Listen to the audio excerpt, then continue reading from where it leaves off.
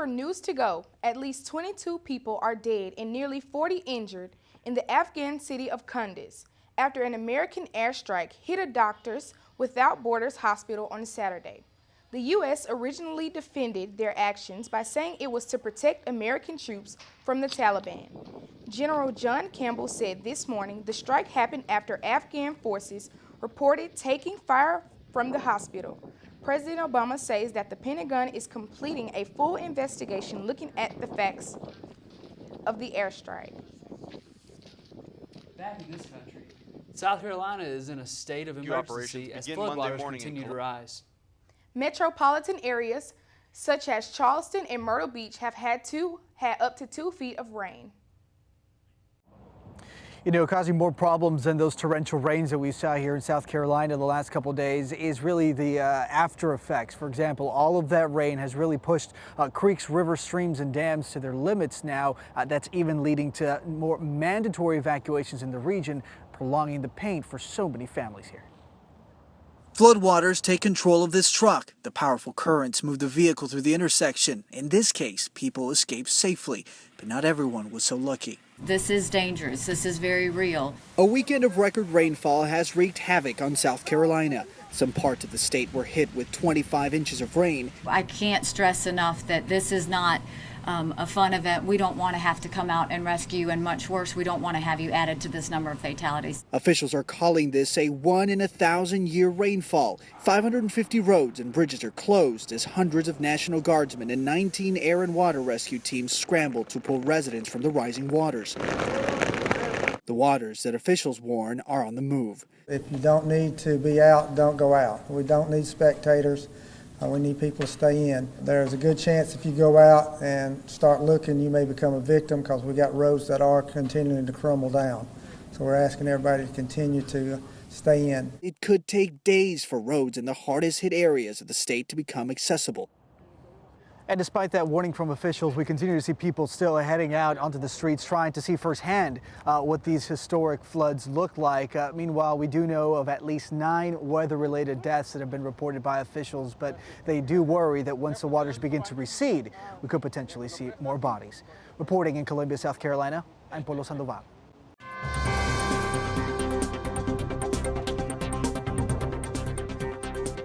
In campus news, one of the most colorful events this year was held over the weekend. Falcon Weekly's Elizabeth Reinhardt joins us live in studio with a look at this year's color run. Elizabeth? On Saturday, the Montevallo chapter of the Chi Omega fraternity held their 3rd annual Color Me Chi O 5K run. The color run took place on campus at 8 a.m. on the track around the SAC. Over 300 participants showed up and were given their white Color Me Chi O shirts, which did not stay clean for long. In order to reach 3.1 miles, runners had to circle the SAC 3 times by walking, jogging, or running the race. Just like a real color run, every time a runner passed one of the Chi Omega sisters, a handful of color was thrown. By the end of the race, the runners, the Chi Omega girls, and the area around the SAC were covered in shades of pink, blue, orange, purple, and red. The Alpha Kappa Lambda fraternity came in first place for student organizations. As a prize for winning, $50 will be donated to a philanthropy of their choice.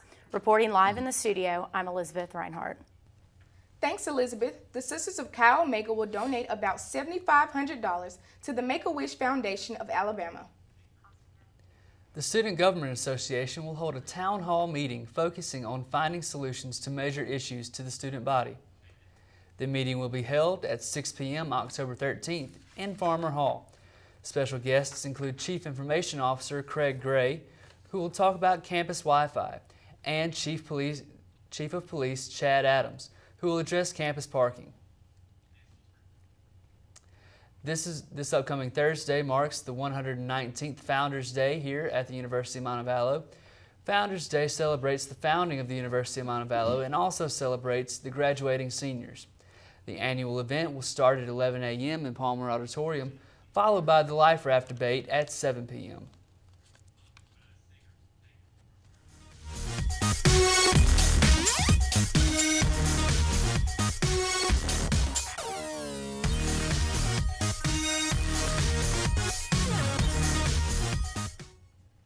And now it's time to talk about the stories that got us talking.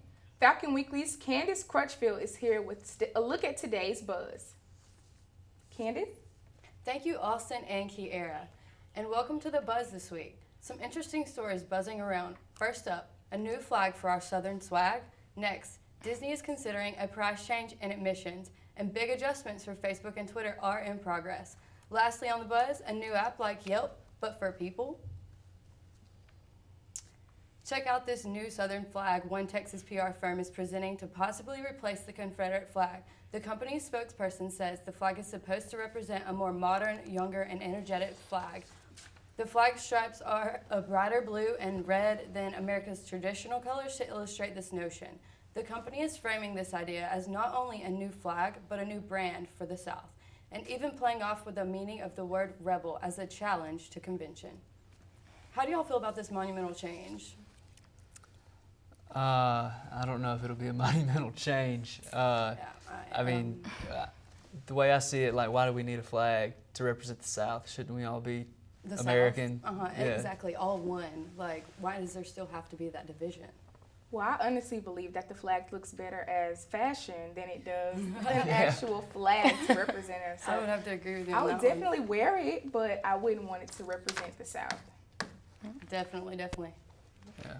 All right, so another story is Disney's parks might change up the way they price tickets. This possible plan would allow ticket admissions to be cheaper and for slower days and more expensive for busier days. Thanks to the popularity of Frozen and Disney and the Star Wars, Disney has broken records in admission sales in the recent years because of those two.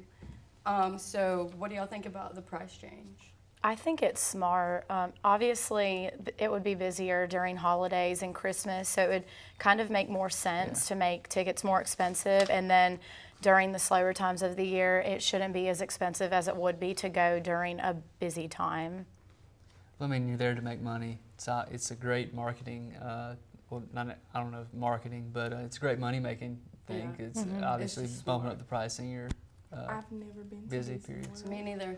So if somebody wants to pay for me a ticket during the busy time or slow time, The slow time. Well, I'll work on that, girl. All right, so Twitter is also growing, and so are its tweets. According to technology news service, Twitter is working on a product that will allow users to share content longer than 140 characters. Twitter may also alter the way characters are measured. So what do y'all think about this new Twitter change? Twitter will just be more annoying. Yes. I think the 140 character limit is a good thing because that means people can keep their opinion short and sweet. Yeah. Yeah, I haven't run into it often, but every now and then I'll run into the limit, but not often. Usually I don't post anything. Yeah, I thought they longer were than supposed to that. be short. I thought Yeah. that was the point. Yeah. But we'll see. All right, and Facebook is getting fancy. Facebook product managers posted on a blog site that they are testing a new feature in parts of UK and California. The change would allow users to place a short looping video in place of their profile picture. So how do y'all like this idea? It's another social media change. Looks kind of cool. Yeah, I'm not really sure I would go for it. I don't think anybody needs to see me move in my profile picture. I Then think once I you could finish- make funny Yeah. videos. I know. I like to take selfies, so Yeah. that'd be perfect.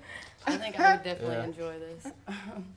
All right, and last on the buzz, an app called People, that's Peeple, will allow users to review one another much like Yelp.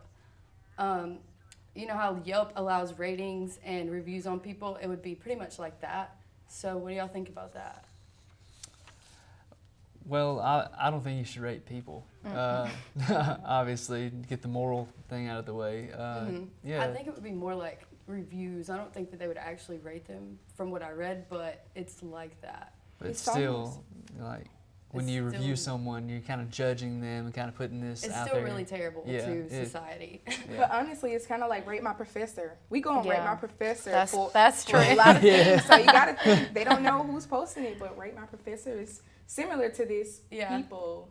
I think they would know, though. I think the way I read it is that they would know, but I'm not sure. There's not a lot of details out.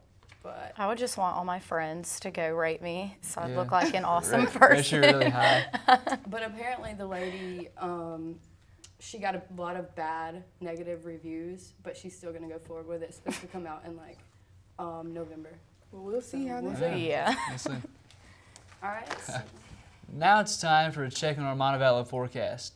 Falcon Weekly's Brittany Williams joins us with a look at this week's weather. Brittany? Thanks, guys. It's been pretty nice and warm today. A few light sprinkles of rain here and there early in the morning. It's nice lows will be in the low 60s for most of the state. Let's take a look at our forecast. The temperatures will rise for the next few days into the lower 80s, and by nightfall it'll be in the lower 60s. Come Friday, it will be high of 82 and a low of 63, partly cloudy as it will be on Saturday with a high of 78 and a low of 56. On Sunday, it'll be a high of 77 and a low of 55, clear and sunny. And that's a look at our forecast. Back to you, Austin.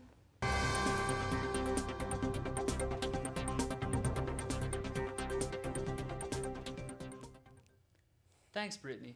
Now here's Laura Poitras with a look at our health headlines. Thanks, Austin. 30 cases of the mumps have been reported at the University of Iowa. That's more than half of all mumps cases reported in the state, according to the Iowa Department of Public Health.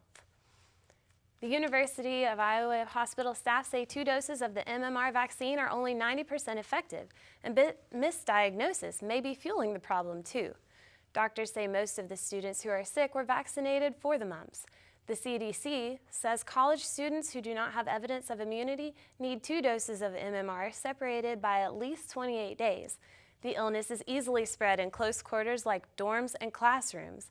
And the Mayo Clinic says if you are not immune to the mumps, you can contract it easily by droplets of an infected person who has just coughed or sneezed. You can also contract the mumps from sharing utensils or cups with someone who has the mumps. Students with the illness are encouraged to avoid contact with others until their symptoms go away.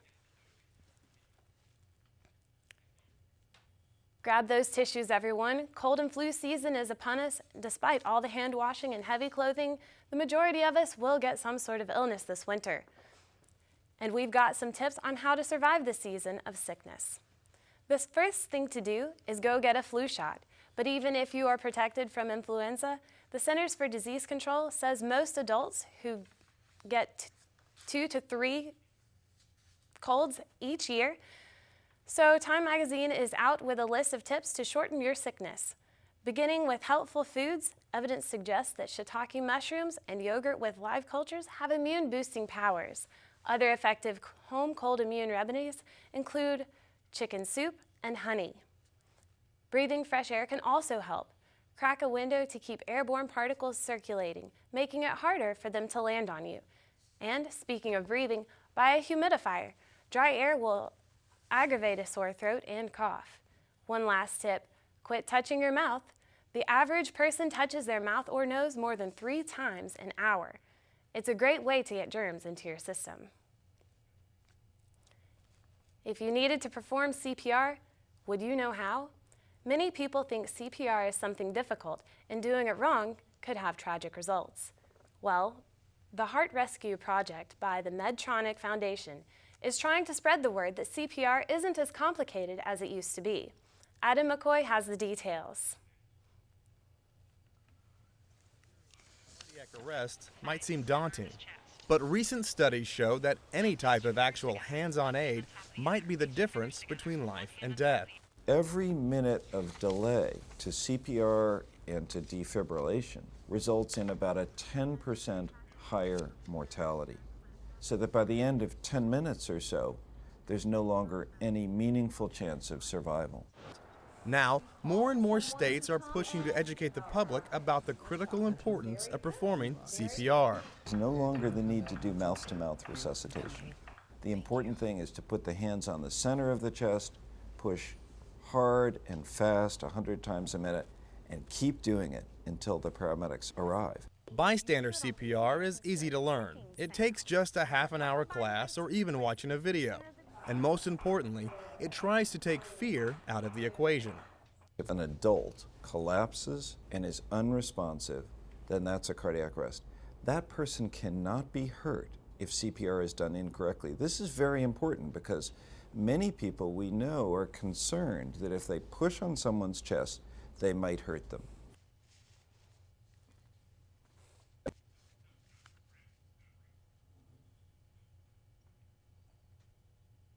The new guidelines apply to adults only. That's because when children collapse and are unresponsive, it's often not the heart, but rather a problem with their airway, a seizure, or another problem.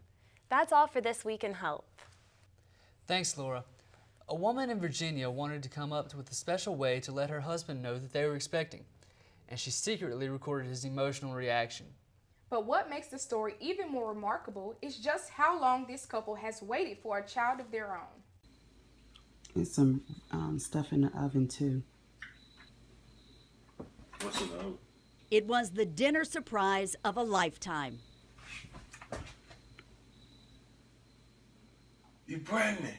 Arkell Graves learning he's going to be a dad after his wife Dana planted the baby's ultrasound photo right next to buns in the oven. Due February 16th. Come here. And it's a boy. His reaction was just priceless. I wasn't expecting that at all. I knew that he would probably be emotional, but I definitely was not expecting the reaction that I received. I've never been that excited before in my life. And I mean, not mainly for myself, for her. Tears of joy after the Dinwiddie couple struggled for nearly 17 years to have a child. Dana suffered 4 miscarriages and a stillbirth. It was definitely a struggle, a roller coaster with emotions, going back and forth. And I just got to the point I was like, you know what, I want to stop trying. So she was shocked to find out last week that she's nearly 5 months pregnant. Dana secretly recorded her husband's reaction to share with family. But that video is now on the verge of going viral. Lady just came up to me and said, "You the guy was on there crying. Everything is going to be okay. I'm praying for you." It shows that God is able to do any and all things, you know, so I'm grateful. And I said, if it can help someone else and give them hope that it can happen, then, you know, that's what it's about. You pregnant? In Dinwiddie, Kristen Smith, 8 News.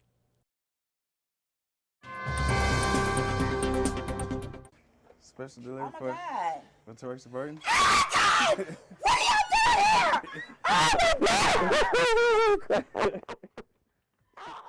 We love surprise homecomings, and this is a good one. Army Specialist Cameron Ford's family expected him home, but not until November. He caught his mom, Saraya Burton, off guard last week when he showed up at her front door. Specialist Ford is retiring after 6 years of service. He was deployed to Afghanistan in 2012 with the 126th Transportation Company out of Fort Bragg.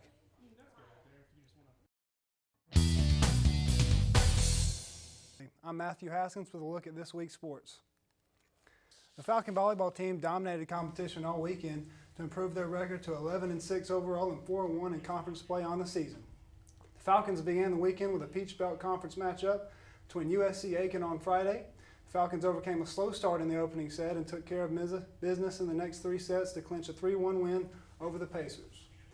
The Falcons carried the momentum into Saturday as they swept both Stillman and Lander in straight sets in dominant fashion. The Falcons will take a week off before traveling to Savannah, Georgia to take on Armstrong State University in a Peach Belt Conference matchup on Friday, October 9th. University of Montevallo sophomore Katie Nelson ran away with the 5K record this weekend while leading the Falcons to the College Division Championship at the Chili Pepper Invitational hosted by the University of Arkansas. Nelson posted a time of 17 minutes and 13 seconds, which blew past her previous school record of 18 minutes and 39 seconds she set during her freshman year. Nelson finished 26th overall in the field of 432 runners, which included nearly 20 NCAA Division I teams. Overall, the Falcons won the team title in the college division, which featured 33 teams. The men's cross-country team also participated in the Chili Pepper Classic, finishing 21st in the team standings of 29 teams. The Falcons will return to action Friday, October 16th in the Crimson Classic hosted by the University of Alabama. In the college football, Mark Richt and Georgia squared off against Nick Saban and the Alabama Crimson Tide between the hedges and the campus of University of Georgia this Saturday. Alabama was led by Heisman candidate running back Derrick Henry and true freshman wide receiver Calvin Ridley. Henry ran for career-high 148 yards and a touchdown, and Ridley had the best game of his young career, tallying 5 receptions for 120 yards and a touchdown. The Tide return to action this Saturday at 6 when they host the University of Arkansas. Following up on the story that we told you about in last week's newscast, the iconic bikini worn by Princess Leia in Return of the Jedi sold for $96,000 at the Profiles of History online auction Friday. It included the collar and chain links alien gangster Jabba the Hutt used to keep the kidnapped princess on a tight leash, as well as a letter of authenticity from the costume designer. Bidding opened on October 1st at $80,000. The winning bidder was not named. I wonder what the lucky winner will do with the bikini. Maybe sell it? I don't know. Maybe he'll wear it. I don't know. I have no idea. That's all we have time for on this week's show. Thank you so much for joining us. For more UM news from MassCom student reporters, be sure to check out the Falcon Weekly News Network blog. The web address is on your screen. We'll see you again next week.